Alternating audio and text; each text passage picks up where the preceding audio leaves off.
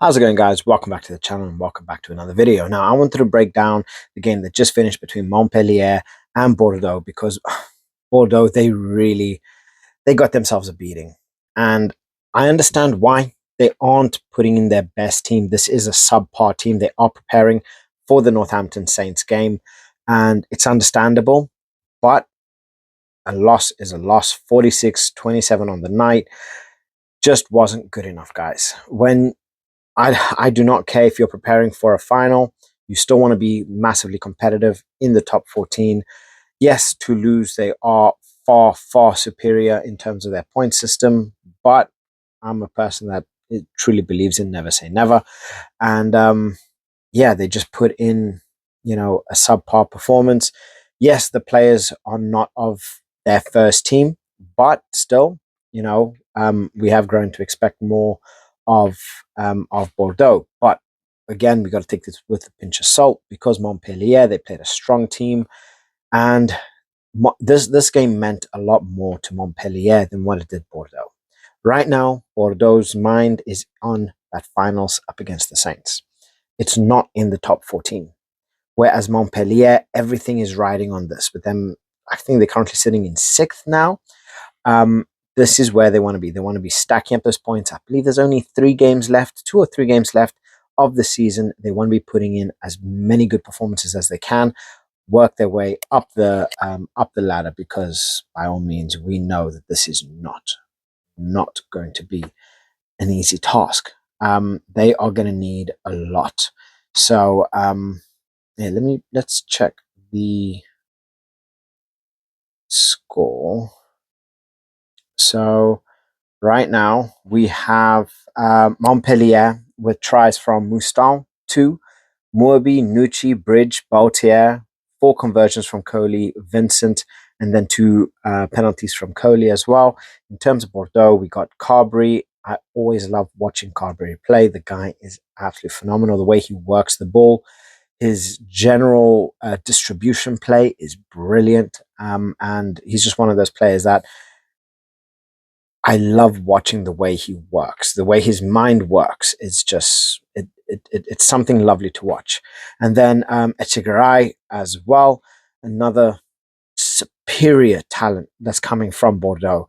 2 tries on the night. Echegaray, he's just one of these players that he is a scary, scary monster. Like Echegaray, he is so quick. He's very electric.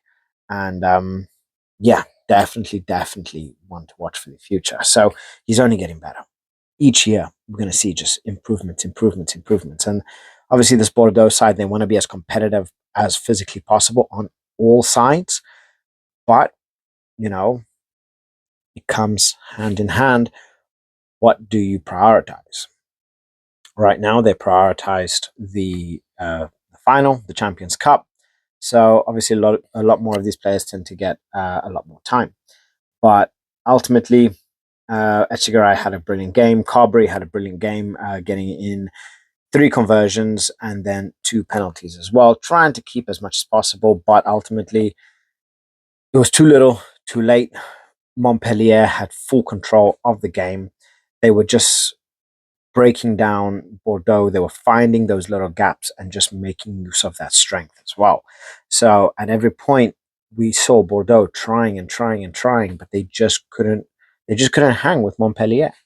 They were just the superior side on the night. The first half was where a vast majority of the points ended up coming, and they put through a real work, a masterclass on Bordeaux on the night. Yes, it's not easy to go to Montpellier and come out with a win, but they just worked them easy, worked them hard in the first half, and then just ended up finishing the game off in the second. So there's not much that Bordeaux really could have done. Yes, they did put in a better performance. Obviously, once we started to see the substitutions come on, we did see that little bit of a lift. But what more could be done? They were just there. They were present. They were switched on, and they were just finding their ways around Bordeaux. But again, like I say, it has to be taken with a pinch of salt. This is not the first team. The moment you do not have le beep beep, the moment you do not have my English, what my French, Biel the moment he is not part of that squad, you automatically lose like 40% productiveness. Because the moment you get that ball to BLBRA, he's going to punt it and he's just going to chase after it. Nobody's going to be able to catch him unless you're in a car, and then poof, I'm gone. So, yeah, but what can we say? What can we say? It's a shit loss for Bordeaux. It's understandable. Montpellier came through with a good win. Definitely helped their standings. Definitely going to help them into the next game and potential games, and to potentially finish off very, very strong. So this is the joys of top 14 rugby.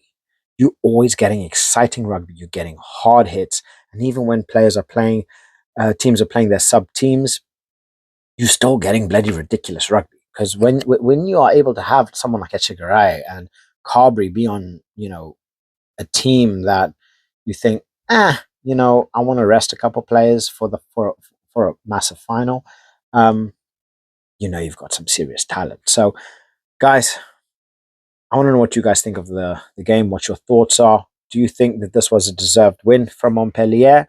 And what could Bordeaux have done differently to potentially get a better result out of this? So let me know your thoughts in the comment section below, and catch you guys in the next one. Bye.